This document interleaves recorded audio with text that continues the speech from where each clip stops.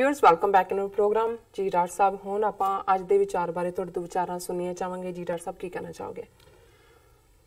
देखो बहुत वार रूहानी दुनिया दे विच जिहड़ी लड़ाई है वो तां अपने आप नाल है जी, उहनूं मन नाल कह लो, अपनी अना नाल कह लो, अपनी हौमे नाल कह लो, अपनी पशु बिरती नाल कह लो जी, और उस लड़ाई दे विच असीं अपने बलबूते ते अपनी सियाणप दे नाल अपनी लियाकत दे नाल जेतू नहीं हो सकते, उहनूं असीं फतह नहीं कर सकते जी, और इसे ਲਈ ਜਦੋਂ ਅਸੀਂ ਗੁਰੂ ਦੀ ਸ਼ਰਨ ਲੱਭਦੇ ਹਾਂ ਜਾਂ ਸਤਿਗੁਰੂ ਦੇ ਉੱਤੇ ਜਿਸ ਨੂੰ ਸੂਫੀ ਜਿਹੜਾ ਥਾਟ ਹੈ ਉਸ ਦੇ ਵਿੱਚ ਮੁਰਸ਼ਦ ਦੀ ਗੱਲ ਹੁੰਦੀ ਹੈ जी, ਔਰ ਮੁਰਸ਼ਦ ਤੋਂ ਬਿਨਾ ਉਹ ਸੱਚ ਤੱਕ ਨਹੀਂ ਪਹੁੰਚਿਆ ਜਾਂਦਾ ਤੇ ਜ਼ਾਹਰ ਹੈ ਕਿ ਇਸ ਦੇ ਵਿੱਚ ਉਹ ਰਮਜ਼ ਹੈ ਕਿ ਮੁਰਸ਼ਦ ਤੁਹਾਡਾ ਗੁਰੂ ਤੁਹਾਡਾ ਸਤਿਗੁਰੂ ਜਿਹੜਾ ਤੁਹਾਨੂੰ ਰੂਹਾਨੀਅਤ ਦੇ ਰਾਹ ਦੇ ਉੱਤੇ ਤੋਰਦਾ ਹੈ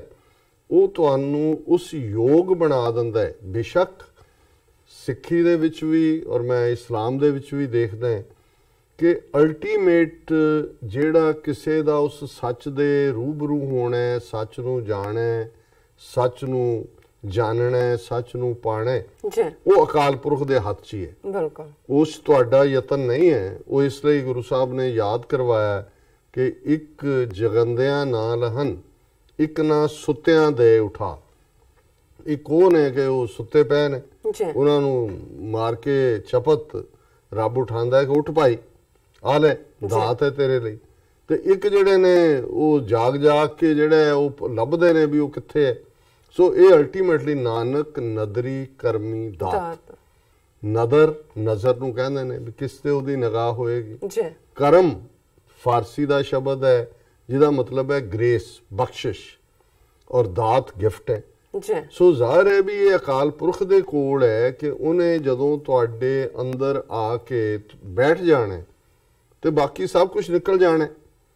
ਲੇਕਿਨ ਇਸ ਪਾਸੇ ਤੁਰਨ ਦੇ ਲਈ ਜਿਹੜਾ ਦੁਨਿਆਵੀ ਰੁਚੀਆਂ ਚੋਂ ਤੁਹਾਨੂੰ ਕੋਈ ਚੀਜ਼ ਹਟਾਉਂਦੀ ਹੈ ਉਹ ਤਾਂ ਗੁਰੂ ਦਾ ਸ਼ਬਦ ਹੈ। ਸ਼ਬਦ ਦਾ ਮਤਲਬ ਗਿਆਨ ਹੈ, ਬਾਣੀ ਹੈ, ਉਪਦੇਸ਼ ਹੈ, ਉਹਨਾਂ ਦਾ ਦਿੱਤਾ ਰੂਹਾਨੀ ਮਸ਼ਵਰਾ ਹੈ ਜੇ ਅਸੀਂ ਸਾਰੀਆਂ ਟ੍ਰੈਡੀਸ਼ਨਸ ਗੱਲ ਕਰੀਏ। ਔਰ ਜਿਵੇਂ ਅਸੀਂ ਸ਼ੁੱਕਰਵਾਰ ਦੇ ਪ੍ਰੋਗਰਾਮ 'ਚ ਸ਼ਲੋਕ 12 ਤੇ ਵਧੇਕ ਇਹਨਾਂ ਦੇ ਉੱਤੇ ਵਿਚਾਰ ਕਰਦੇ, ਅੱਜ ਅਸੀਂ 2 ਸ਼ਲੋਕ 32 ਤੇ 33 ਨੰਬਰ ਵਿਚਾਰ ਲਈ ਚੁਣੇ ਨੇ। ਦੋਨਾਂ ਦਾ ਜਿਹੜਾ ਵਿਸ਼ਾ ਵਸਤੂ ਹੈ ਉਹ ਇਹੀ ਹੈ। ਪਹਿਲੇ ਸ਼ਬਦ ਮਰੈ ਸੋਈ ਜਨ ਸਿੱਝੈ। ਸਿੱਝਾ ਹੁੰਦਾ ਕਾਮਯਾਬ, ਕਿ ਉਹੀ ਮਨੁੱਖ ਕਾਮਯਾਬ ਹੈ ਜਿਹੜਾ ਸ਼ਬਦ ਦੇ ਨਾਲ ਮਰ ਗਿਆ। ਮਤਲਬ ਇਹ ਹੈ ਫਿਜ਼ੀਕਲ ਡੈਥ ਨਹੀਂ ਹੈ, ਇਹ ਅਨਾ ਦੀ ਮੌਤ ਹੈ, ਹਉਮੈ ਦੀ ਮੌਤ ਹੈ, ਈਗੋ ਦੀ ਮੌਤ ਹੈ। ਜਿਹਨੇ ਰੱਬ ਦੀ ਬਾਣੀ ਤੇ, ਰੱਬ ਦੇ ਸ਼ਬਦ ਤੇ, ਰੱਬ ਦੇ ਕਲਾਮ ਤੇ, ਰੱਬ ਦੀ ਹੋਂਦ ਤੇ ਇਤਕਾਦ ਕੀਤਾ, ਯਕੀਨ ਕੀਤਾ, ਉਹਦੇ ਵਿੱਚੋਂ ਹਉਮੈ ਮਰ ਗਈ ਤੇ ਮਾਨੋ ਜੇ ਹਉਮੈ ਮਰ ਗਈ ਤਾਂ ਉਹਦੀ ਮੈਂ ਮਰ ਗਈ। ਔਰ ਜਦੋਂ ਸ਼ਬਦ ਨਾਲ ਮੈਂ ਮਰੀ, ਸ਼ਬਦ ਮਰੈ ਸੋਈ ਜਨ ਸਿੱਝੈ, ਕਿ ਉਹੀ ਇਨਸਾਨ ਕਾਮਯਾਬ ਹੁੰਦਾ ਜਿਹੜਾ ਸ਼ਬਦ ਦੀ ਚੋਟ ਨਾਲ ਮਰਦਾ।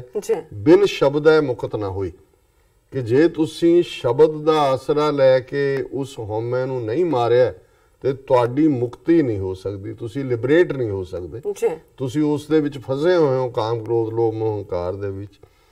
ਭੇਖ ਕਰੈ ਬਹੁ ਕਰਮ ਵਿਗੁੱਤੇ, ਭਾਏ ਦੂਜੇ ਪਰਜ ਵਿਗੋਈ। ਉਹਨਾਂ ਨੇ ਕਿਹਾ ਕਿ ਭਈ ਜਿਹੜੀ ਬਹੁਤੀ ਜਨਤਾ ਹੈ, ਪਰਜ ਪਰਜਾ ਨੂੰ ਕਹਿੰਦੇ ਨੇ, ਉਹ ਐਵੇਂ ਭੇਖਾਂ 'ਚ ਫਸੀ ਹੋਈ ਹੈ, ਫਰਾਡ, ਪਖੰਡ। ਵੀ ਬੜੇ ਬੜੇ ਰੰਗ ਬਰੰਗੇ ਕੱਪੜੇ ਪਾ ਲਓ, ਬੜੇ ਦਿਖਾਵੇ ਵਾਲੇ ਕਹਿਣ ਜੀ ਬੜੇ ਗੁਣੀ ਨੇ, ਗਿਆਨੀ ਨੇ, ਸੰਤ ਨੇ, ਮਹਾਂਪੁਰਖ ਨੇ, ਕਾਲੀ ਕੰਬਲੀ ਲੈ ਲਓ। ਅੱਧੇ ਕਾਲੀ ਕੰਬਲੀ ਦੇਖ ਕੇ ਮੱਥਾ ਟੇਕਣ ਲੱਗ ਜਾਂਦੇ ਨੇ ਵੀ ਆ ਗਏ ਕਾਲੀ ਕੰਬਲੀ ਵਾਲੇ ਸੰਤ। ਚੋਲਿਆਂ ਦਾ ਤਾਂ ਕਹਿਣਾ ਹੀ ਕੀ ਹੈ, ਚੋਲਿਆਂ ਦੇ ਉੱਤੇ ਤਾਂ ਨੋਟ ਵਰਦੇ। ਪਰ ਗੁਰੂ ਸਾਹਿਬ ਫਰਮਾਉਂਦੇ ਨੇ ਭੇਖ ਕਰੇ ਬਹੁ ਕਰਮ। ਇਹ ਜਿਹੜੇ ਭੇਖ ਨੇ ਵਿਗੁੱਤੇ ਹੁੰਦਾ ਖੁਆਰ, ਇਹ ਕੰਮ ਤਾਂ ਖੁਆਰੀ ਵੱਲ ਲੈ ਕੇ ਜਾਂਦੇ ਨੇ, ਇਹਨਾਂ ਚੋਂ ਕੋਈ ਸੱਚ ਦਾ ਚਾਨਣ ਨਹੀਂ ਹੁੰਦਾ। ਭਾਏ ਦੂਜਾ ਪਰਜ ਵਿਗੋਈ, ਕਿ ਇਹਨਾਂ ਦੂਸਰੀਆਂ ਚੀਜ਼ਾਂ 'ਚ ਫਸ ਕੇ ਜਿਹੜੀ ਪਰਜਾ ਹੈ, ਵਿਗੋਈ ਹੈ, ਖੁਆਰ ਹੋ ਰਹੀ, ਉਹਨਾਂ ਉਹ ਫਰਾਡ ਦੇ ਵਿੱਚ ਫਸੇ ਹੋਏ ਨੇ। ਨਾਨਕ ਬਿਨ ਸਤਿਗੁਰ ਨਾਉ ਨਾ ਪਾਈਐ, ਜੇ 100 ਲੋਚੈ ਕੋਈ, ਕਿ ਜੇ ਕਿਸੇ ਦੀ ਚੰਨ ਹੈ, ਲੋਚਾ ਹੈ, ਤੇ ਇਹ ਗੱਲ ਸਮਝ ਲਓ ਕਿ ਬਿਨਾਂ ਵਾਏ ਉਸ ਸਤਿਗੁਰੂ ਦੇ ਨਾਨਕ ਬਿਨ ਸਤਿਗੁਰ ਨਾਉ ਨਾ ਪਾਈਏ।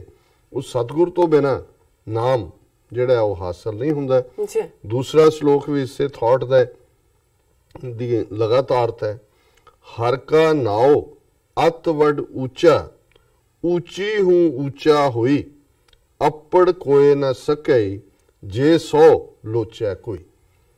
ਕਿ ਵਾਹਿਗੁਰੂ ਦਾ ਨਾਂ, ਹੁਣ ਪਹਿਲਾਂ ਤਾਂ ਸ਼ਬਦ ਦੀ ਗੱਲ ਹੋਈ ਕਿ ਭਈ ਉਸ ਸ਼ਬਦ ਨੇ ਹਉਮੈ ਨੂੰ ਮਾਰਨਾ ਤੇ ਤੁਸੀਂ ਸਿੱਝਣਾ, ਕਾਮਯਾਬ ਹੋਣਾ।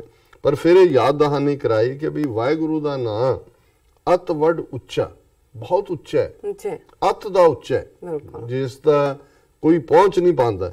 ਉੱਚੀ ਹੂੰ ਉੱਚਾ ਹੋਈ, ਫਿਰ ਇਹ ਕਿਹਾ ਵੀ ਉੱਚਿਓਂ ਵੀ ਉੱਚਾ ਹੈ, ਅੱਪੜ ਕੋਏ ਨਾ ਸਕੇ, ਜੇ ਲੋਚਾ ਸਭ ਕੋਈ। ਵੀ ਸਾਰੇ ਲੋਚਾ ਕਰਕੇ ਸਿਰਫ ਡਿਜ਼ਾਇਰ ਕਰਨਾ, ਇਹ ਤਾਂ ਵਿਸ਼ਫੁਲ ਥਿੰਕਿੰਗ ਹੁੰਦੀ ਹੈ। ਉਹਦੇ ਲਈ ਐਫਰਟ ਨਹੀਂ ਕੀਤਾ, ਤੁਸੀਂ ਸਿਰਫ ਲੋਚਾ ਕੀਤੀ ਤੇ ਤੁਸੀਂ ਉਹਦੇ ਤੱਕ ਨਹੀਂ ਪਹੁੰਚ ਸਕਦੇ। ਮੁਖ ਸੰਜਮ ਹੱਛਾ ਨਾ ਹੋਵੇ, ਕਰ ਭੇਖ ਭਵੈ ਸਭ ਕੋਈ। ਮੁਖ ਸੰਜਮ ਹੈ ਜ਼ਬਾਨੀ ਗੱਲਾਂ ਨਾਲ, ਕਿ ਵੀ ਜੇ ਤੁਸੀਂ ਜ਼ਬਾਨੀ ਕਲਾਮੀ ਗੱਲਾਂ ਕਰੀ ਜਾਂਦੇ ਹੋ, ਜਿਵੇਂ ਭਾਈ ਗੁਰਦਾਸ ਜੀ ਨੇ ਕਿਹਾ ਵੀ ਖਾਂਡ ਖਾਂਡ ਕਹਿਤ ਹੋਤ ਨਾ ਸਵਾਦ ਮੀਠੋ। ਕਹੀ ਜਾਓ ਖੰਡ ਖੰਡ ਖੰਡ, ਮੂੰਹ ਚ ਪਾਓਗੇ ਤਾਂ ਮਿੱਠਾ ਹੋਏਗਾ। ਵੀ ਇਹੀ ਗੁਰੂ ਸਾਹਿਬ ਨੇ ਮੁਖ ਸੰਜਮ ਹੱਛਾ ਨਾ ਹੋਵੇ। ਐਵੇਂ ਗੱਲੀ ਬਾਤੀ ਤੁਸੀਂ ਜ਼ਾਬਤੇ ਜਾਂ ਸੰਜਮ ਦੀ ਗੱਲ ਕਰੋ। ਕਰ ਭੇਖ ਭਵੈ, ਪਰ ਤੁਸੀਂ ਭੇਖ ਕੀਤੇ ਹੋਏ ਨੇ, ਫਰਾਡ ਬਣਾਏ ਹੋਏ ਨੇ। ਭਵੈ ਸਭ ਘੁੰਮ ਰਹੇ ਹੋ, ਸਭ ਟੱਕਰਾਂ ਮਾਰ ਰਹੇ ਹੋ।